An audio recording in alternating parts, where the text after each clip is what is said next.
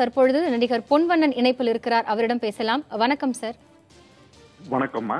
தற்போது நடிகர் சங்கம் கட்டடம் கட்டுவதற்கு உயர்நீதிமன்றம் இடைக்கால உத்தரவு பிறப்பித்திருக்கிறது. இதை நீங்க எப்படி பார்க்கறீங்க?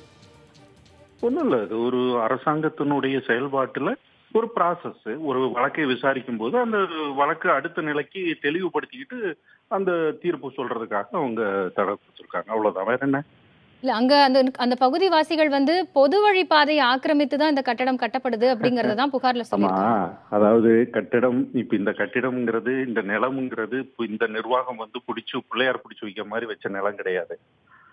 இது கிட்டத்தட்ட 1952 இருந்து தொடர்ச்சியாக அந்த இடத்துல ஒரு கட்டிடம், மிகப்பெரிய கட்டிடம், மக்கள் திலகத்தால, நடிகர் திலகத்தால, ராஜேந்திரன், நம்ம எஸ் ராஜேந்திரன் சார் அவர்களால, கலைவாணர் அவர்களால, கே சுப்பிரமணியம் அவர்களால் மிகப்பெரிய கட்டிடம் வெவ்வேறு காலகட்டத்தில் அங்க கட்டப்பட்டிருக்கு.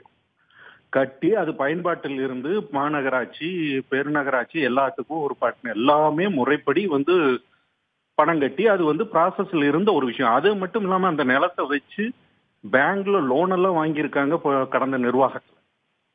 வாங்கி அப்ப பேங்க் லோன் அந்த இடத்த வச்சுதான் பேங்க் லோன் அவ்வளவு பல லட்சங்களை கொடுத்துருக்கு.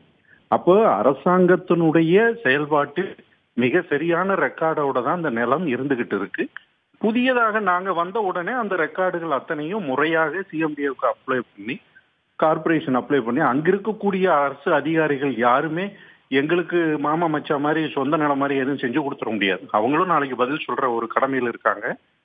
இரண்டாவது, இது ஒரு மக்களாலும் மற்றவர்களாலும் கவனிக்கப்படக்கூடிய ஒரு நிலம்ங்கிறதுனால ரொம்ப உஷாராவே அவங்க அதுக்கு பர்மிஷன் கொடுப்பாங்க. அப்படி முறைப்படி எல்லாம் நியாயமாக செய்யப்பட்டு இன்னைக்கு வந்திருக்கு. அதுல அவங்க ஒரு ரெக்கார்டை எங்க ஒரு கிட்டத்தட்ட ஒரு சார், மன்னிக்கணும் குறுக்கிடுறதுக்கு. அப்படி இருந்தும் இந்த வழக்கு தொடுக்கப்பட்டிருக்கு அப்படின்னா அப்ப இதுக்கு பின்புலமா யாராவது இருக்காங்கன்னு நீங்க சந்தேகப்படுறீங்களா? இல்லம்மா, அதாவது ஒவ்வொருத்தருக்கும் ஒரு நோக்கம் இருக்கலாம். அந்த காலனிவாசிகளுக்கும் இருக்கலாம், மற்றவர்கள் இருக்கலாம், எல்லாம் இருக்கலாம், இருக்கட்டுமே. அது அப்படி ஒரு நோக்கம் இருந்தா அதை சந்திக்கிறது தானே ஒரு நியாயமான ஒரு ரூட் எங்களுக்கு. அதெல்லாம் எங்களுக்கு எந்த விதமான இல்லை. இந்த கட்டிடம் முழுமையாக இருக்கக்கூடிய எல்லா பிரச்சனைகளையும் சால்வ் பண்ணிக்கிட்டு அந்த கட்டிடம் எழும்புதுன்னா அது வர சந்தோஷம் எங்களுக்கு. வேற என்ன இருக்கு? அப்படி ஒரு நோக்கமும் இருக்கலாம்னா அப்ப அது யாருக்கு இருக்கும்னு நீங்க சந்தேகப்படுறீங்க? ஏங்க, இது என்ன நீங்களா கேள்வி கேட்டுட்டு எங்கிட்ட பதில் கேட்டுக்கிட்டு இருக்கீங்க? நீங்க சொல்லுங்க, அப்படி யாருக்காவது இருக்கு? நீங்க தானே கேட்டீங்க, சொல்லுங்க. அப்படி ஒரு நோக்கமும் இருக்கலாம் அப்படின்னு குறிப்பிட்டிருந்தீங்க. இருக்கலாம், இருக்கு, பொதுவா சொல்றேன். அப்படி ஒரு நோக்கம் இருக்கலாம் அப்படின்னு பொதுவா சொல்றேன். நீங்க கேட்டதுக்காக சொல்றேன் நான். அவங்க ஒரு டாக்குமெண்ட்ஸ், அவங்க ஒரு டாக்குமெண்ட்ஸ் வச்சுட்டு தான் அவங்க கேட்கறாங்க. அதை தீர்ப்பு சொல்ல வேண்டியது நாளைக்கு ஒரு வழக்கறிஞர்கள், அதுக்கான வழக்கறிஞர்கள் இருக்காங்க, நீதிமன்றம் இருக்கு. இப்ப இந்த நீதிமன்றம் அதை விசாரிச்சு தீர்ப்பு சொல்ல போகுது. அவ்வளவுதானே. சொல்லட்டுன்னு 1 மாதம் ஆகட்டும், அது விசாரிச்சு அவங்க தீர்ப்பு சொல்ல போறாங்க. உங்கள் தரப்பிலிருந்து சட்ட ரீதியாக அடுத்த கட்ட நடவடிக்கைகள் என்னவா? ஒண்ணும் இல்லம்மா, ஒண்ணும் இல்ல. எங்களுக்கு சட்ட ரீதியாக பண்றதுக்கு ஒண்ணுமே இல்ல.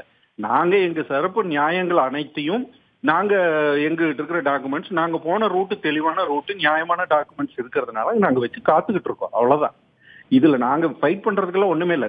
எங்ககிட்ட இருக்கிற டாக்குமெண்ட்ஸ், அரசு அதிகாரிகள், இன்னும் சொல்ல போனா சிஎம்டி அண்ட் கார்பரேஷன்ஸ் தான். நன்றி சார், இணைப்புல உங்களுடைய கருத்துக்களை பகிர்ந்து கொண்டமைக்கு.